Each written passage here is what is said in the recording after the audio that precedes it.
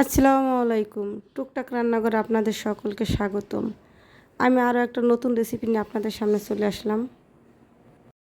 আমার আজকের রেসিপি হলো শাপলা দিয়ে ছোটো চিংড়ি মাছ রান্না।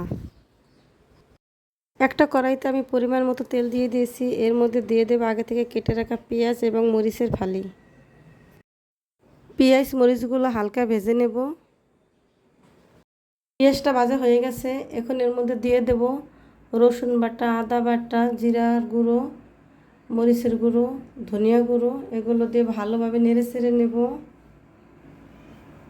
যাতে মশলার কাঁচা গন্ধটা না থাকে।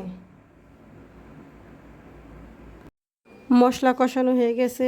এর মধ্যে দিয়ে দেবো আগে থেকে বেছে রাখা ছোট চিংড়ি মাছ। মাছগুলো দিয়ে ভালোভাবে নেড়ে চেড়ে নেব। মাছগুলো ভালোভাবে কষিয়ে নেব। যতক্ষণ না উপরে তেল ভেসে ওঠে ততক্ষণ পর্যন্ত মাছটা আমি কষিয়ে নেব। মাছের উপর তেল বেশি উঠেছে। এখন আমি দিয়ে দেব আগে থেকে বেছে রাখা শাপলা। শাপলা খুবই সহজলভ্য একটি তরকারি, কিন্তু এতে রয়েছে অনেক পুষ্টিগুণ। এই তরকারিটি শুধু বর্ষাকালেই পাওয়া যায়। আমি তরকারিতে কোনো পানি ব্যবহার করব না, কারণ শাপলা থেকে পানি বের হয়। আমি একটা ঢাকনা দিয়ে ঢেকে দেবো কয়েক মিনিটের জন্য। দেখুন শাপলা থেকে কতটা পরিমাণ পানি ছেড়ে দিয়েছে। আমি ছোটো চিংড়ি দিয়ে রান্না করেছি, আপনি চাইলে বড় চিংড়ি দিয়ে শাপলা দিয়ে রান্না করতে পারেন।